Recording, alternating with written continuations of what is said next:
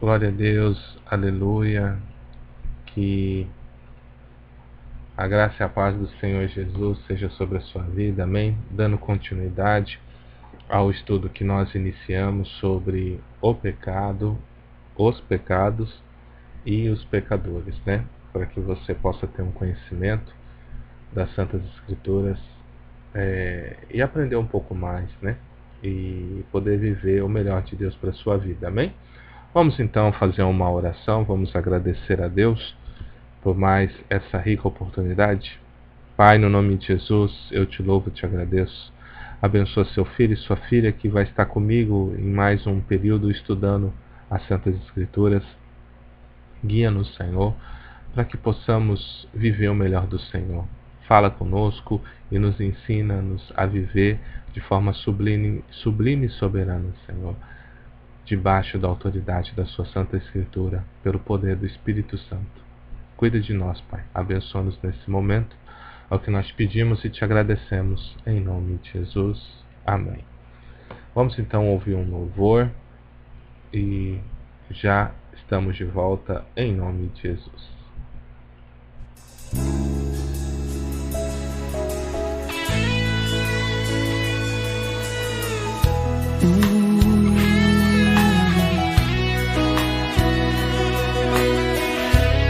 Meu prazer está em ti.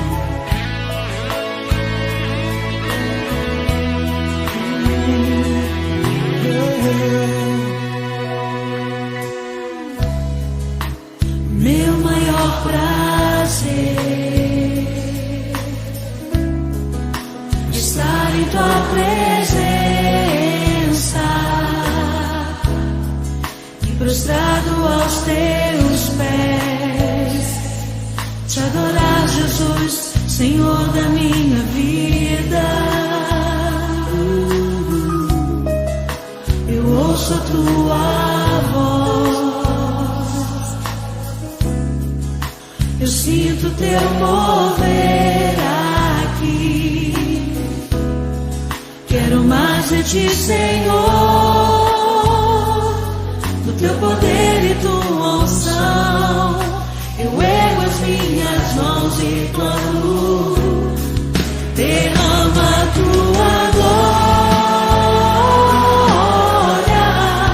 derrama a tua Shekinah, Senhor. Inunda o meu ser nos rios desse amor.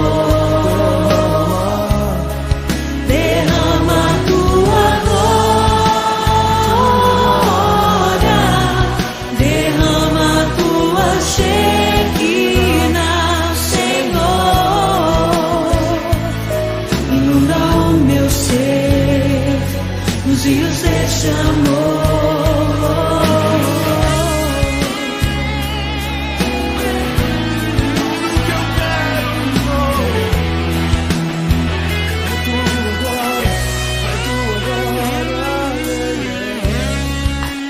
Meu maior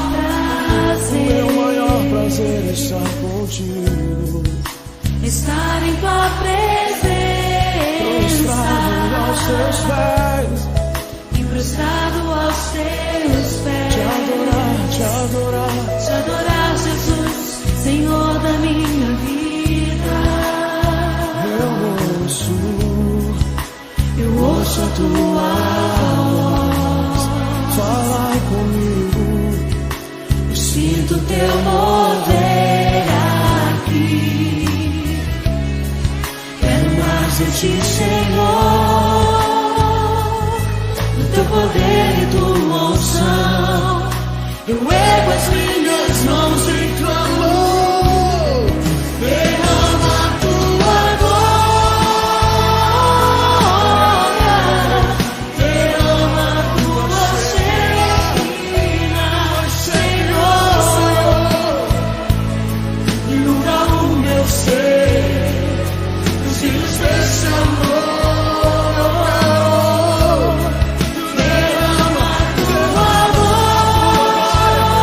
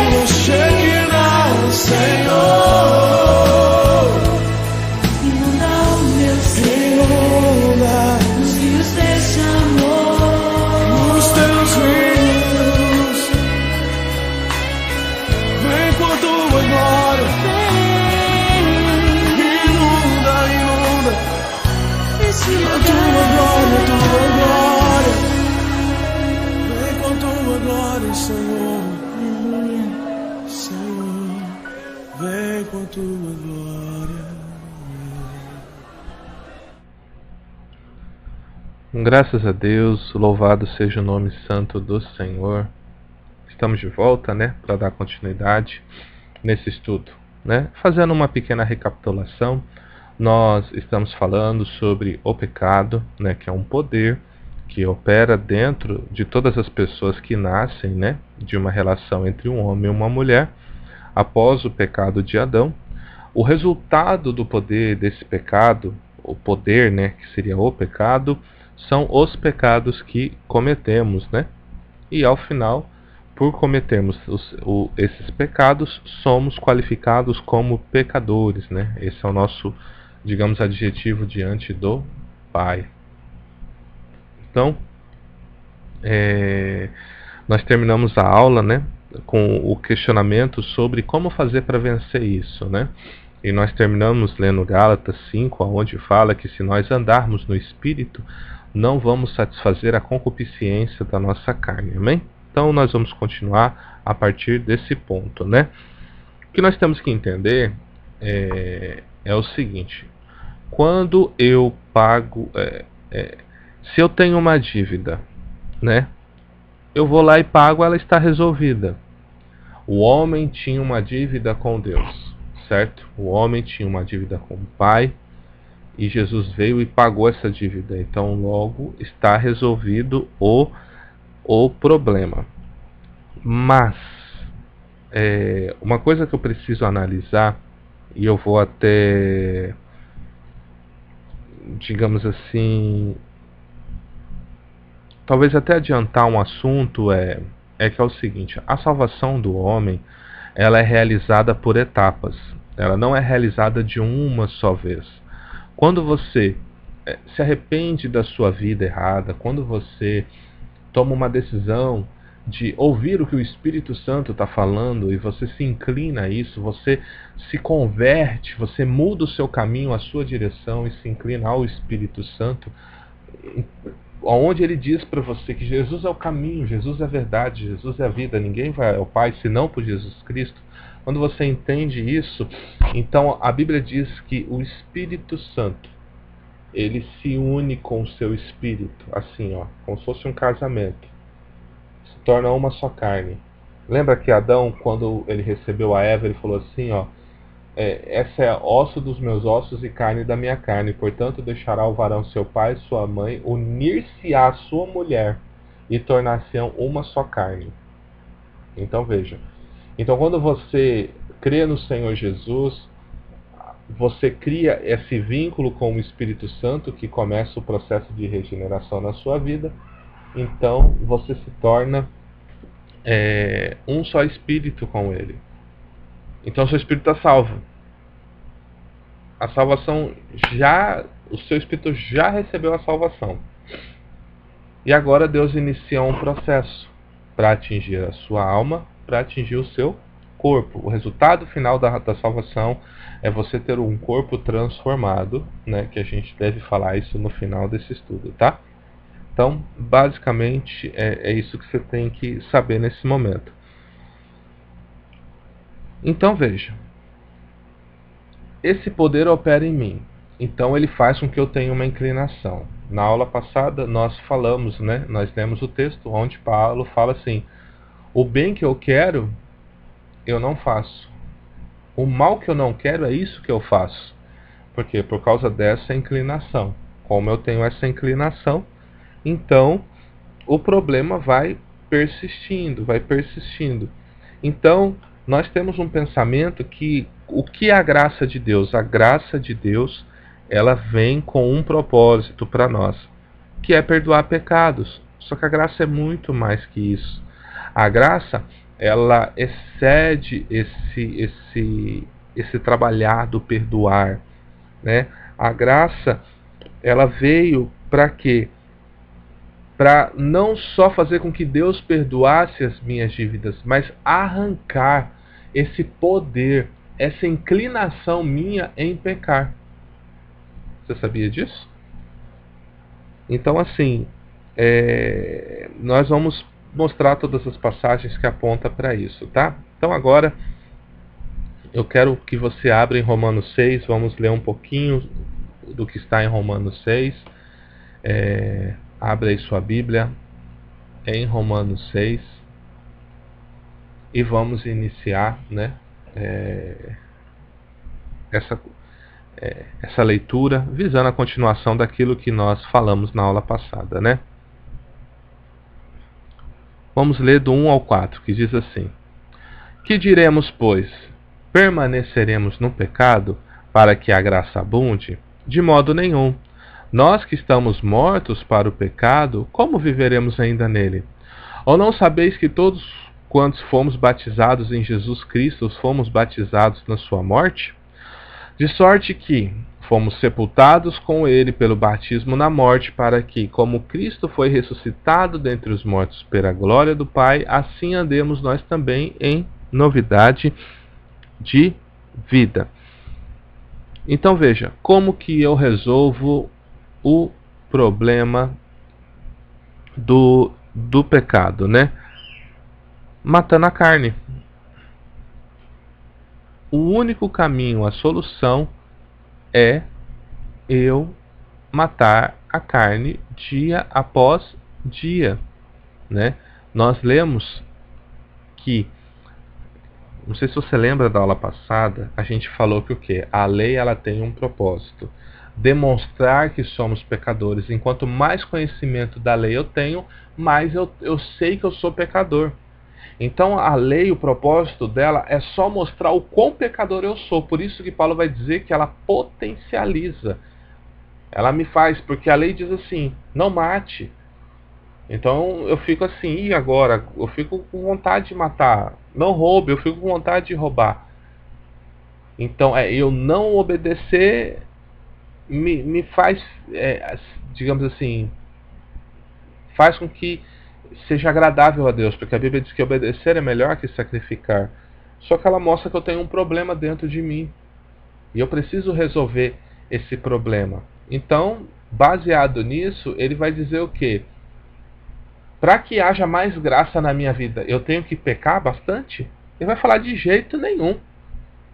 Porque como Cristo morreu, e nós, quando cremos nele e recebemos o batismo nas águas, é como nós ficássemos mortos nele. Então está dizendo o seguinte: assim como eu decidi crer em Jesus e descer as águas, então eu morri também para o pecado.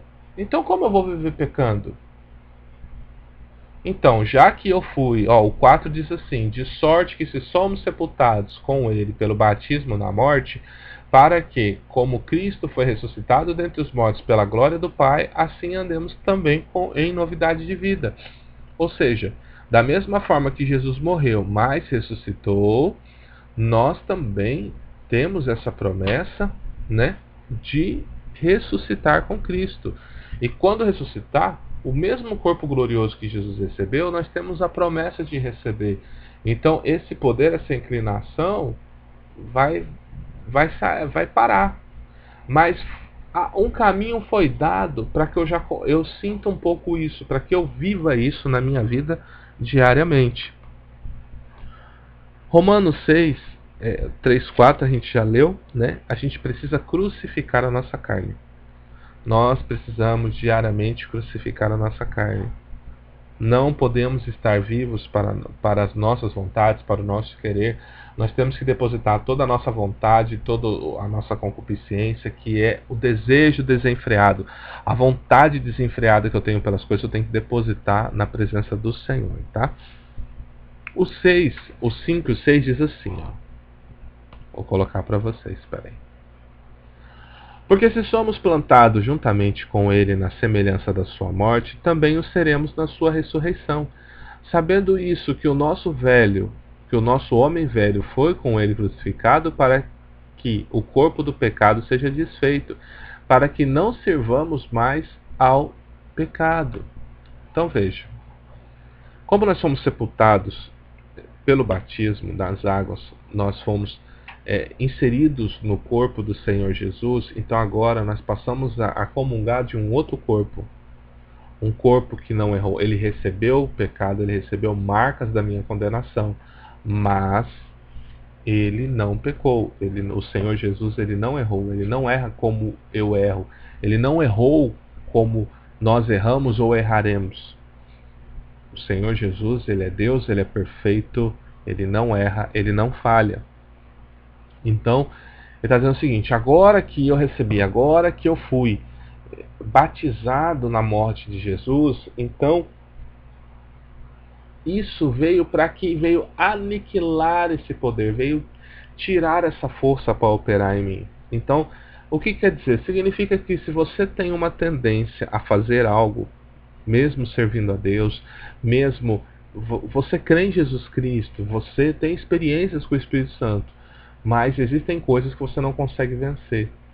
Por quê? Você ainda não as crucificou. Você ainda não as colocou no altar de Deus, você ainda não chegou para Deus como Jesus sacrificou a vontade dele no Getsemane. Eu não sei se você lembra, quando Jesus estava prestes a ser crucificado, ele estava no jardim do Getsemane, ou Getsemane, como você preferir. Ele estava lá orando. Ele levou discípulos com ele, ele fez a seguinte oração: Pai, se possível, afasta de mim esse cálice, mas antes seja feita a sua vontade. Seja feita a sua vontade, seja feita a sua vontade. Jesus orou assim 3 vezes. Então ele virou e falou o seguinte: se possível, que eu não passe por isso. Mas se não tiver jeito, seja feita antes a sua vontade do que a minha. Então Jesus sacrificou a vontade dele lá no jardim do Getsemane. Da mesma forma que eu e você um dia vamos ter que tomar essa decisão. Um dia nós estaremos no jardim do Getsemane, e vamos precisar nos angustiar para abrir mão de algo que nós gostamos muito. Muito, muito, muito. Às vezes eu gosto muito de algo que me agrada. Às vezes eu gosto de pornografia, às vezes eu gosto de bebida, às vezes eu gosto de jogos de azar. E eu vou ter que um dia sacrificar isso no meu Getsemane, no meu jardim espiritual com Deus. Deus vai me levar para lá e eu vou ficar tão aflito que é como se eu suasse sangue. Jesus ficou tão aflito que comprimiu os vasos sanguíneos da testa, que suou sangue. Tamanha era a sua aflição. Da mesma forma, eu e você vamos ter que um dia tomar essa decisão, tá? Então, a solução, Romanos 6,7. Deixa eu colocar para vocês. Porque aquele que está morto está justificado do pecado. Você fala, como assim, pastor? Não estou entendendo. É simples. Enquanto você está vivo, você está inclinado ao erro. Mas quando você morre, você não peca mais. Ah, o senhor está dizendo que eu tenho que me matar? De forma alguma. Eu estou dizendo que você tem que subjugar as suas vontades, a inclinação da sua carne. Você tem que subjugá-la a Deus. Você tem que levá-la a Deus e falar: Deus, eu digo que, se possível, não permita tal coisa, mas antes seja feita a tua vontade. É a sua vontade que prevalece, Pai. Eu estou aqui para fazer a sua vontade. Eu estou aqui para que o Senhor reine. Eu estou aqui para que o Senhor determine o que é o melhor para mim. Então, aquele que está morto está justificado do pecado. Ora, se já morremos com Cristo, cremos que também com Ele viveremos, sabendo que, tendo sido Cristo ressuscitado dentre os mortos, já não morre. A morte não tem mais domínio sobre ele, pois, quanto a ter morrido, de uma vez morreu para o pecado, mas quanto a viver, vive para Deus. Então veja, enquanto Jesus ele estava vivo, né, havia todo um cenário para fazer ele errar. Por que Jesus não tinha a inclinação que eu e você tínhamos? Porque assim, eu não sei se você sabe, mas o homem, todo ser humano recebe a semente do homem. A mulher é como se fosse o terreno fértil e o homem, ele injeta a semente. Tentando ser até um pouco mais adulto, vamos dizer assim. Você reparou, né, que o óvulo ele tem um formato redondo, né? Se a gente olhar, é como se ele fosse a Terra, né?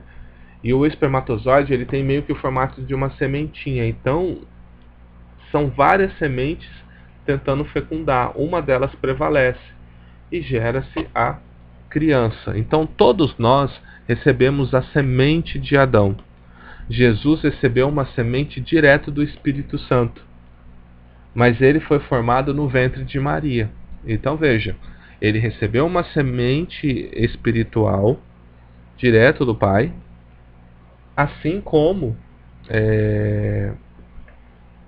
ele recebeu também traços da natureza humana. Então veja, ele era homem, mas também divino. Por ele ter recebido a semente, ou seja, o espírito dele era o Espírito Santo. O que caracteriza o meu novo nascimento? É quando o Espírito Santo vem habitar em mim. Quando ele vem habitar em mim, isso caracteriza o novo nascimento. Então Jesus é como se ele já nascesse novo, de novo, se fosse usar a nossa linguagem, tá? Mas assim, ele já nasceu tendo o seu Espírito, o Espírito Santo.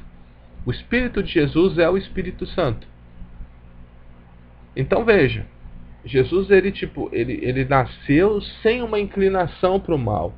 É por isso que o Satanás não conseguiu fazer ele cair na tentação. Ele não tinha essa inclinação para o mal, como eu e você tem. Então, ele enviou o Espírito Santo para que o Espírito Santo me capacite, para que caso vier uma tentação, vier uma ação maligna contra a minha vida, pelo poder do Espírito Santo, eu consiga prevalecer na revelação da palavra. Porque Jesus, por mais poder que ele tinha no Espírito Santo, ele disse: está escrito, está escrito, está escrito. Ele não ousou vencer sem a palavra. Amém? Então veja, a solução é viver uma vida crucificada em Cristo Jesus, aonde você vem e você coloca todas as suas vontades, todo o seu querer na presença dele. E você diz: olha, eu decidi que eu vou viver para o Senhor, vai ser assim e pronto. Continuando a leitura, no 9. Sabendo que, tendo sido Cristo ressuscitado dentre os mortos, já não morre, a morte não tem mais domínio sobre ele. Pois, quanto a ter morrido de uma vez, morreu para o pecado, mas quanto a viver, vive para Deus. Assim também vós considerai-vos certamente mortos para o pecado, mas vivos para Deus em Cristo Jesus nosso Senhor. Não reine, portanto, o pecado em vosso corpo mortal, para lhe obedecerdes em suas concupiscências. Então veja, à medida que você anda em Cristo, você anda no Espírito Santo, à medida que você vai entregando a sua vontade a Deus, o pecado ele perde o impacto na sua vida. Esse poder que te inclina para o mal, ele já começa a não fazer muito estrago na sua vida. E você começa a viver uma vida muito reta e muito santa na presença de Deus, a ponto de raramente errar. É possível? É possível. Quanto mais você subjugar a sua vontade perante Deus, quanto mais você se apresentar perante Ele, mais você vai conseguir vencer e triunfar. Esse é o caminho daqueles que servem ao Senhor. À medida que você subjuga a sua vontade, à medida que você coloca os seus desejos na presença dEle, então você vai vencendo. Continuando a leitura. Nem tampouco apresentei os vossos membros ao pecado por instrumentos de iniquidade, mas apresentai-vos a Deus como vivos dentre mortos, e os vossos membros a Deus como instrumentos de justiça. Porque o pecado não terá domínio sobre vós, pois não estáis debaixo da lei, mas debaixo da graça de Deus. Pois que pecaremos porque não estamos debaixo da lei, mas debaixo da graça? De modo nenhum. Então veja, não é porque você está debaixo da graça, que é o que todos nós estamos, que você não terá uma inclinação ao erro. O segredo é você fazer o quê?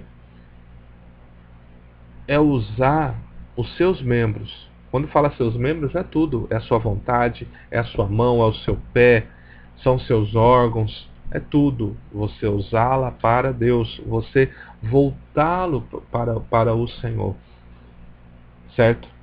Se você usar sua mão para enganar, você pecou. Se você usar os seus olhos para observar o que é ilícito, você pecou. Se você usar a sua mente para pensar coisas ilícitas, você pecou. Então a sua mente tem que estar cativa a Cristo, os seus olhos têm que estar subjugados ao Senhor, a sua mão tem que ser uma mão que abençoa e que prospera, não que julga e coloca um fardo pesado. Então nós temos que ter esse trabalho. Então, olha o que diz o 14. Porque o pecado não terá domínio sobre vós, pois não está debaixo da lei, mas debaixo da graça. A graça te possibilita a você vencer esse poder.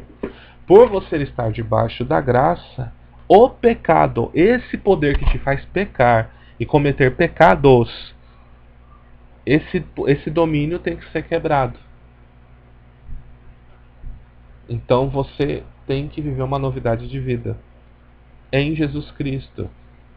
Você tem que tomar uma decisão, ó, daqui, ó, de dentro do seu coração, e falar: Deus, eu coloco toda a minha vontade diante do Senhor, eu coloco os meus desejos, eu coloco os meus sonhos, eu coloco os meus projetos, eu coloco tudo diante de Ti. E eu peço: faz o seu querer, Pai, faz a sua vontade na minha vida. Eu não quero mais errar, não quero mais pecar. Mas isso tem que ser verdadeiro, tá? Se você falar que não quer, mas Deus te sondar e ver que lá no fundo você quer, nem adianta. O filho tem que dominar totalmente o seu coração. Quanto mais entregue for, menos você vai ser influenciado pelo poder do pecado na sua vida, tá? Então agora que você compreendeu um pouco sobre isso, você vai perceber o seguinte. Se você estiver anotando e escrevendo, basicamente do capítulo 1 de Romanos ao capítulo 5, se eu não me engano até o versículo 11, vai falar sobre pecados. Tudo que nós fazemos que não agrada a Deus, o resultado desse poder. E a partir dos 5, 12, 11 em diante, até o capítulo 8 de Romanos, vai falar do o pecado. Esse poder que opera em mim, que a lei demonstrou que ele existe, que potencializou, e que só pela graça, pelo sacrifício de Jesus na cruz do Calvário, é que eu consigo vencer e triunfar. E como que eu faço?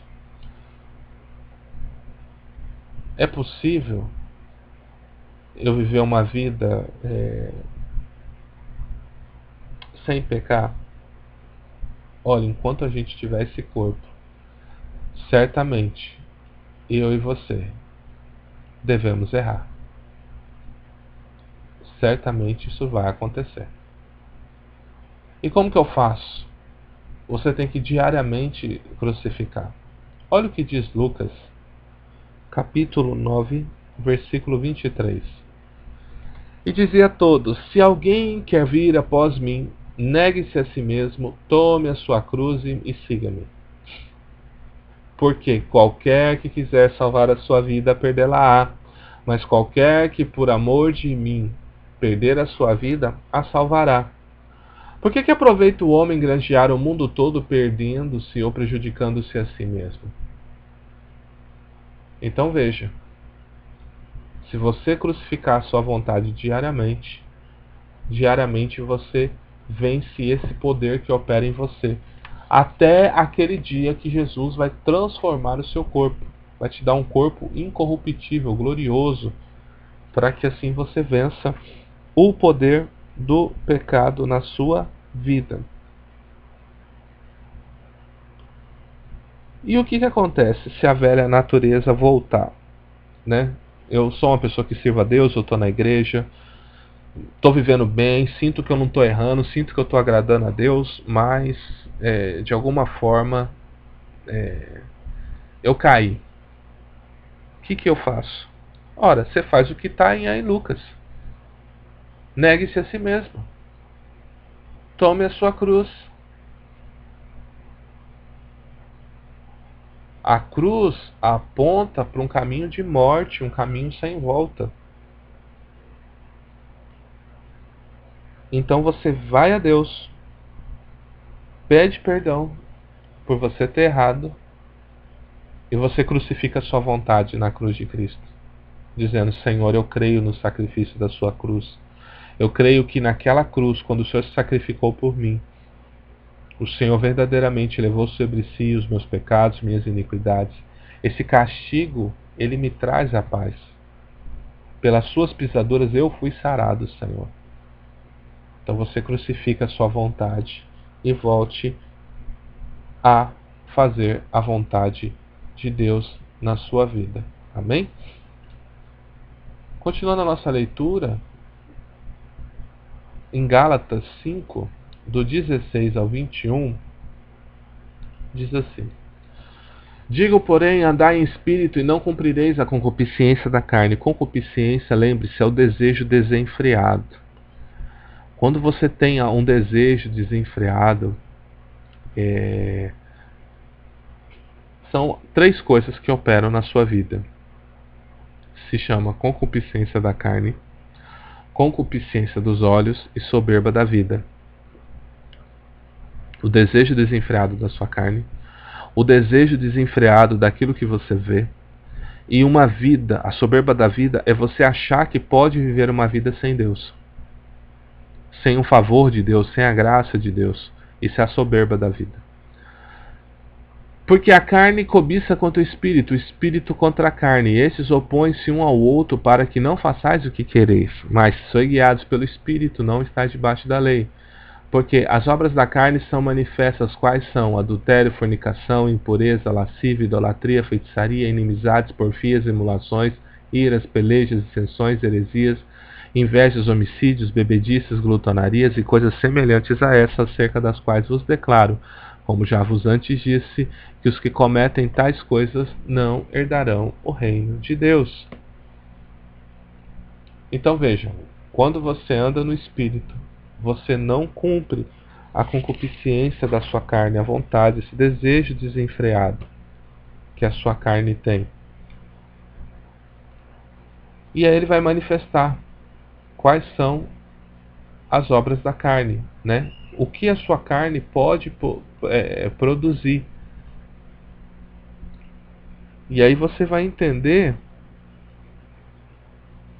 o quão quando você escolhe viver uma vida sem a direção do Espírito Santo. E quando eu sei que o Espírito Santo está habitando em mim, quando eu sei que ele está produzindo algo na minha vida, a Bíblia vai dizer que o Espírito Santo tem um fruto. Um fruto. Não são os frutos.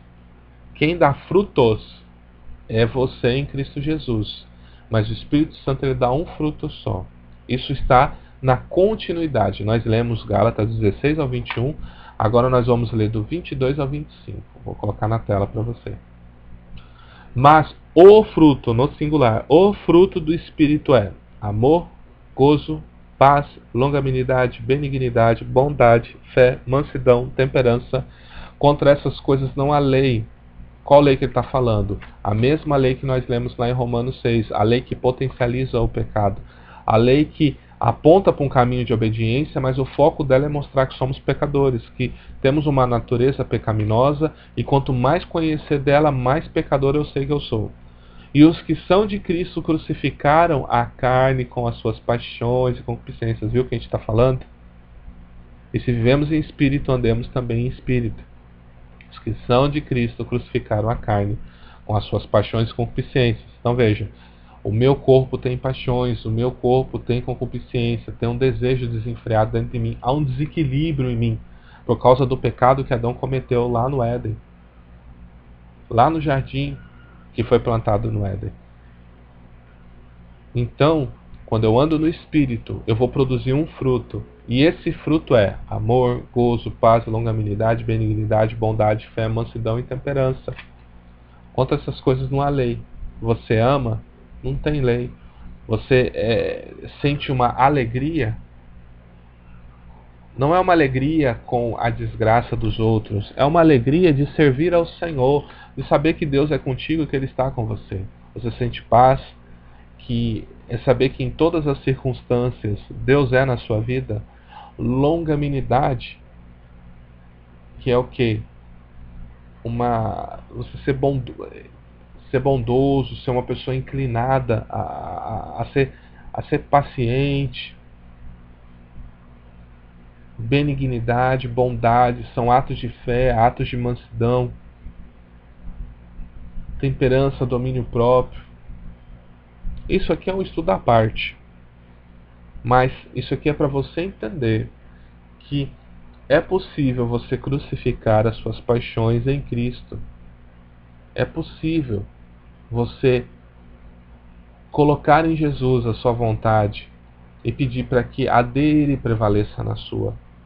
Esse é um caminho para você viver uma vida que agrada ao Senhor. Eu sei que parece difícil, né? Eu sei que quando a gente lê, estuda a Bíblia, parece que as coisas são mais difíceis, mas eu falo para você, não é tão difícil quanto você imagina. Se você andar no Espírito, se você ser guiado por Ele, você vai prevalecer contra muita coisa.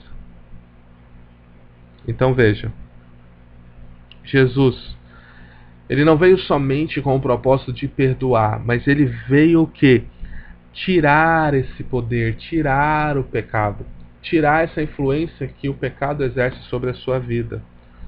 Olha o que diz o Evangelho de João, capítulo 1, versículo 29, quando João estava batizando e apareceu Jesus, ele diz assim: no dia seguinte, João viu a Jesus que vinha para ele e disse: eis o Cordeiro de Deus que tira o pecado do mundo. Jesus não veio abafar o poder do pecado. Jesus veio tirar. O propósito final é tirar. Ele quer tirar essa influência da sua vida. Deus não projetou eu e você para sermos dominados pelo pecado. Pela desobediência de um homem, muitos homens se tornaram pecadores. Assim como, pela obediência de um, muitos foram salvos. Foi o que a gente leu ontem. Então Jesus é o Cordeiro de Deus que tira o pecado do mundo. Ele é aquele que nos molda, nos transforma e faz com que a gente viva o extraordinário de Deus. Mas a gente tem que ter uma convicção. Esse poder vai ser aniquilado totalmente da nossa vida só quando tivermos os nossos corpos transformados. E agora eu quero ler com você a primeira carta de Paulo aos Coríntios, ao povo de Corinto, né? 1 Coríntios, capítulo 15, nós vamos ler do 25 ao 44, para que você compreenda um pouco do que se trata, né? Esse corpo glorioso. E todos esses textos que a gente falou, eu recomendo que você faça a leitura, tá? Quanto mais palavra tiver dentro de você, mais Deus te transforma, amém? Então vamos fazer essa leitura do 25 ao 44. Porque convém que reine até que haja posto todos os inimigos debaixo dos pés. Aqui está falando que Jesus vai vir, ele vai vir na sua segunda vida, vai instalar um reino de 1000 anos, e ele tem que reinar esses 1000 anos, até que todos os inimigos sejam debaixo dos pés. Ele vai falar assim: ora, o último inimigo que há de ser aniquilado é a morte. A Bíblia diz que Deus vai tacar o inferno e a morte no lago que arde com fogo e enxofre. Então o último inimigo a ser aniquilado é a morte. Porque todas as coisas sujeitou debaixo dos seus pés. Mas quando diz que todas as coisas estão sujeitas, claro está que se excetua aquele que lhe sujeitou todas as coisas. E quando todas as coisas estiverem sujeitas, então também o mesmo Filho se sujeitará àquele que todas as coisas lhe sujeitou, para que Deus seja tudo em todos.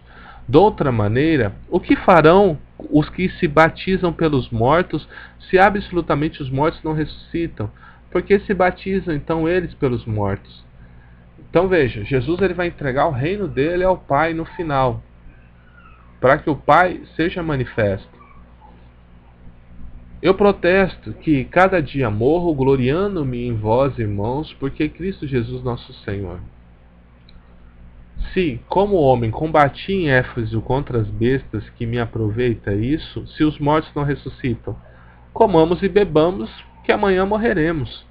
Não vos enganeis, as más conversações corrompem os bons costumes. Aqui, claramente, você percebe que havia uma conversa, né? Que os mortos não ressuscitam. Então, assim, a fé cristã, ela se baseia primeiro na ressurreição de Jesus.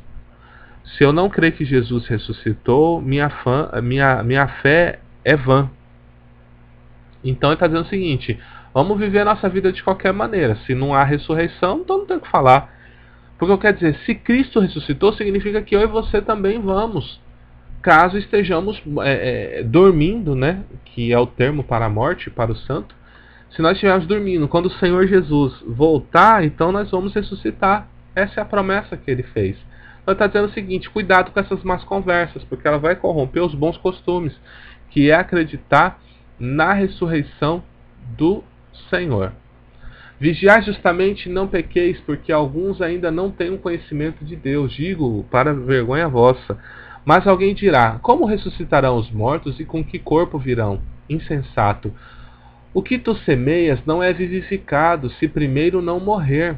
E quando semeias, não semeias o corpo que há de nascer, mas um simples grão, como de trigo ou de qualquer outra semente. Mas Deus dá-lhe o corpo como quer, e cada semente o seu próprio corpo. Nem toda a carne é a mesma carne, mas é uma carne dos homens, e outra carne dos animais, e outra dos peixes, e outra das aves. E há corpos celestes e corpos terrestres, mas uma é a glória dos celestes e outra é a glória dos terrestres. Uma é a glória do sol, outra é a glória da lua, outra é a glória das estrelas, porque uma estrela difere em glória de outra estrela. Assim também a ressurreição dentre os mortos. Semeia-se corpo em corrupção, ressuscitará em incorrupção. Semeia-se em ignomínia, ressuscitará em glória. Semeia-se em fraqueza, ressuscitará com vigor. Semeia-se corpo natural, ressuscitará corpo espiritual. Se há corpo natural, há também o corpo espiritual. Então veja, no 42 vai dizer que semeia-se corpo em corrupção, ressuscitará em corrupção, porque o nosso corpo ele recebeu uma grande carga de pecados, né? Então, ao morrermos, ele é um corpo que está marcado, né, pelo erro, pelo pecado. Então, o Dr. Alderino Nelson Rocha, ele tem uma tese que é o seguinte: como você sabe, dentro de nós tem os verminhos. Quando nós morremos, esses vermes eles começam a nos comer de dentro para fora, certo? Ele vai comendo nossos órgãos e depois vai comendo a nossa carne, que é quando fala que está em estágio avançado de decomposição. Ele diz que a Bíblia vai chamar esses bichos de corrupção. Então, o homem, quando ele morre, por ele ter pecado tanto, na hora que ele morre, a corrupção ataca o corpo, porque isso é um sinal que aquela pessoa, aquele homem, aquela mulher, é um pecador ou uma pecadora. E com Jesus, a corrupção não atacou, porque Jesus nunca pecou, nunca errou. Por isso que a Bíblia diz que o santo de Deus, ele não viu e nem verá a corrupção, que é esse ataque desses bichos, tá? Mas isso é um assunto para um outro momento, só para você entender. Então veja, Paulo está falando sobre a ressurreição, e quando nós ressuscitarmos, nós vamos ter um corpo glorioso. Cada pessoa, de acordo com o que ela fizer para Deus, de acordo com o propósito, o chamado específico que Deus tem, ela vai receber um tipo de corpo glorioso, um corpo que aponta para o corpo glorioso do Senhor Jesus. Mas o tipo de glória que ele vai ter, olha o que ele fala: uma é a glória das estrelas, outra é a glória da lua. Uma é a glória de corpos celestes, outra é a glória de corpos terrestres. Então veja, há uma glória reservada para nós, que crucificamos as nossas vontades em Jesus Cristo, para que possamos vencer. Você foi chamado para vencer, você não foi chamado para perder. Então crucifique as suas paixões, as suas vontades no Senhor Jesus, amém? Para que você possa triunfar ricamente, né? Vamos continuar a leitura. do 45 ao 49 agora. Assim também está escrito: o primeiro homem, Adão, foi feito em alma vivente, e o último Adão em espírito vivificante. Primeiro Adão, o que foi feito no Éden, a alma vivente. Eu e você somos a alma vivente. O último Adão, o espírito vivificante, que é o Senhor Jesus. Mas não é primeiro o espiritual, senão o natural, depois o espiritual. O primeiro homem da terra é terreno, o segundo homem, o Senhor, é do céu. O qual o terreno também são tais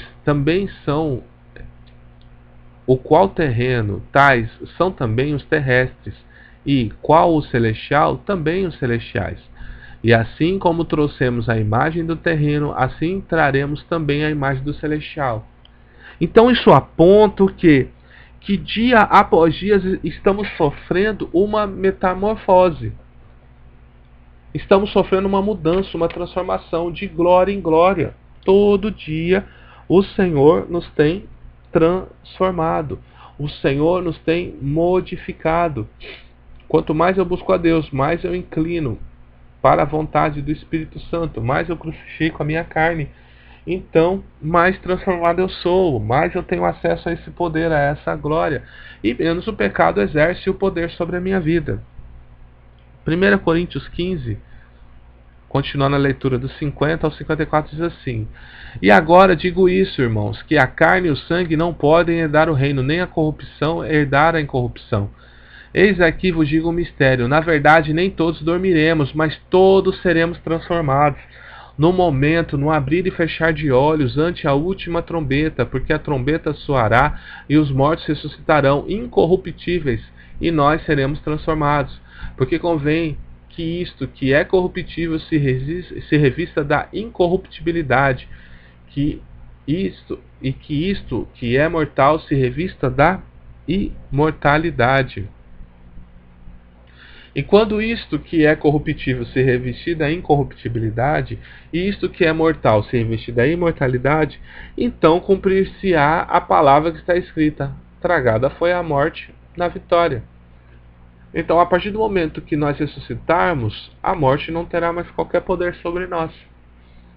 Que agora nós teremos corpos transformados, glorificados, e não haverá mais morte para mim e para você. Não haverá.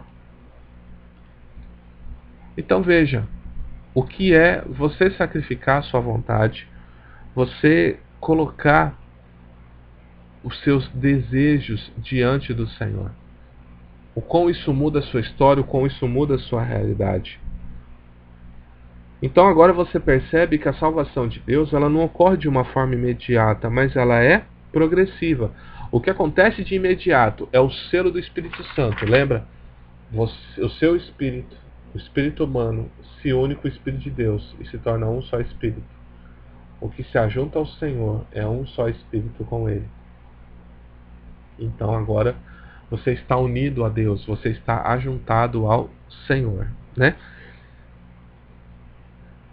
Então agora nós chegamos à conclusão. Nós entendemos que o pecado é um poder que opera em mim. Os pecados é resultado desse poder que opera em mim.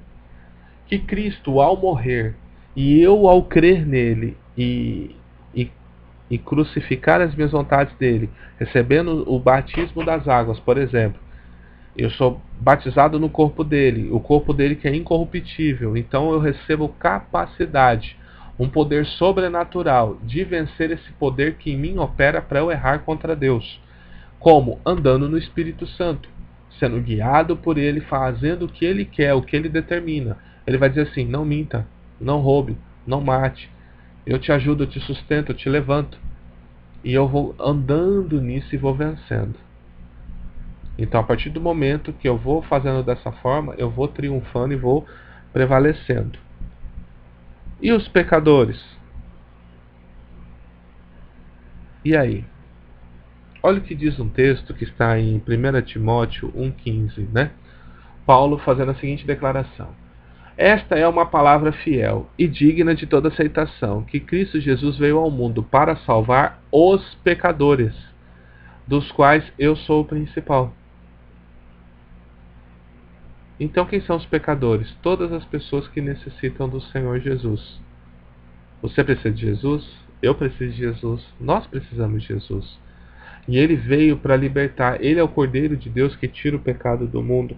Ele é aquele que nos ajuda a vencer, que nos ajuda a triunfar. Então, no nome santo de Jesus o Cristo, que tenha sido uma bênção, né? Essas 2 aulas, 2 horas de aula aí, abordando um assunto que eu creio que é da extrema relevância. Estude os textos, reveja, pause o vídeo quando for necessário, né? Anote tudo, eu creio que vai te ajudar. Mas basicamente o que você tem que entender é o seguinte: 3 coisas. Eu tenho o pecado, que é um poder que me opera, que eu herdei de Adão. Por causa desse pecado, eu cometo pecados, né? Eu te pergunto, quem te ensinou a mentir? Quem te ensinou essas coisas? Quem ensinou seu filho a fazer as coisas erradas? Quando você vai cobrar dele, por exemplo, vai falar uma coisa e ele mente. Quem ensinou isso para ele? Sendo que nem para a escola ele foi. Você entende? É um poder que opera. Não tem o que falar. Então, por causa desse poder que opera, eu cometo esse aqui. E por eu cometer isso aqui, eu me torno um pecador. Então Jesus, com a sua morte na cruz, quando eu creio nisso, Ele vem quebrar esse poder. E se isso aqui não tem mais influência sobre mim, se eu ando no Espírito, se eu ando segundo as Santas Escrituras, pelo poder do Espírito Santo, automaticamente eu quebro esse poder na minha vida. Automaticamente eu não peco e automaticamente Deus não vai me tratar como um pecador. Você foi chamado para fazer parte de um povo santo e especial, amém? Então, eu quero chamar você a fazer uma oração. Você ora comigo agora? Vamos pedir que Deus te capacite e te mostre um caminho para você crucificar as suas vontades, os seus desejos nele, para que você vença e triunfe em nome de Jesus, amém? Pai, no nome de Jesus, eu apresento o seu filho, a sua filha, pedindo que o Senhor o abençoe e abençoe ricamente. Fortifique e fortaleça os seus filhos e filhas, Senhor, a viver uma vida reta, uma vida plena, uma vida que vença. Pai, ajude eles a crucificar os seus desejos, as suas paixões, as suas concupiscências na cruz do Senhor Jesus, para que eles aprendam a andar no Espírito Santo, Senhor, e andando nesse poder, andando, Pai, nessa revelação, eles possam, meu Deus e meu Pai, vencer a cada dia, e que esse poder, Pai, que opera em nós, possa cada dia perder a sua força e deixarmos de errar na Tua presença e cada dia nos tornarmos justos e santificados pelo sangue de Jesus. Abençoa seu filho, abençoa sua filha com Tua graça, com Tua paz, e que eles venham vencer e triunfar. É o que eu te peço, te louvo e te agradeço. Em nome de Jesus. Amém. Glória a Deus. Deus te abençoe ricamente no nome de Jesus. Vamos encerrar ouvindo, né? O louvor que a gente colocou no começo. Que possa ter sido uma bênção para você. Amém? Como foi uma bênção para mim. Que a graça e a paz do Senhor Jesus seja sobre a sua vida. Amém.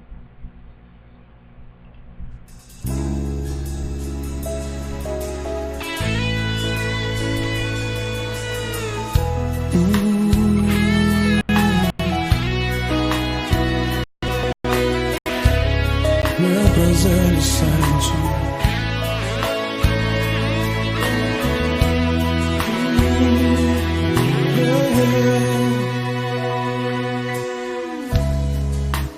Meu maior prazer estar em tua presença,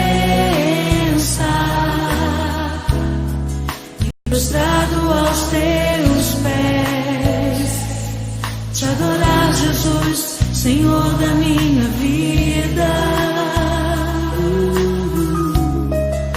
Eu ouço a tua voz, eu sinto teu mover aqui, mais de ti, Senhor, do teu poder e tua unção. Eu ergo as minhas mãos e clamo, derrama a tua glória, derrama a tua Shekinah, Senhor. Inunda o meu ser nos rios desse amor. Derrama a tua glória, derrama a tua Shekinah, Senhor. Inunda o meu ser nos rios desse amor.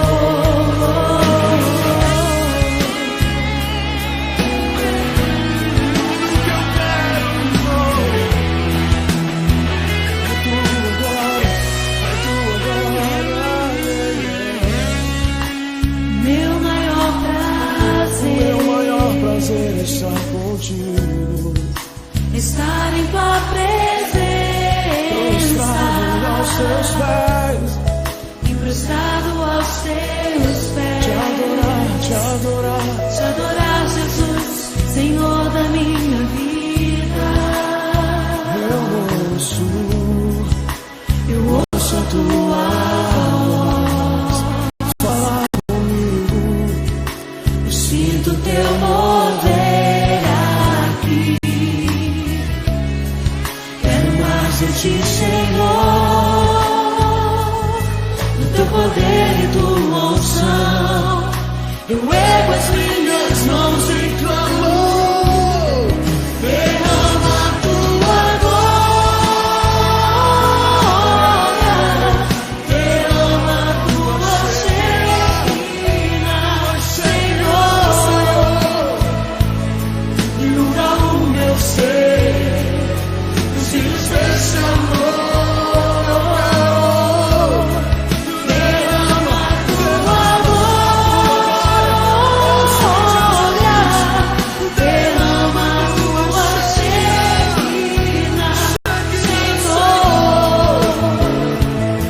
Inunda o meu ser nos rios desse amor. Derrama a tua glória, derrama a tua Shekinah, Senhor. inunda o meu ser, inunda, vem com teu rio, derrama a tua glória é o que queremos, Derrama a tua Shekinah, Senhor. Senhor, Inunda o meu ser inunda nos rios desse amor. os teus rios, vem com tua glória, inunda, inunda Esse a lugar, tua glória, vem com tua glória, Senhor, aleluia. Senhor, vem com tua glória.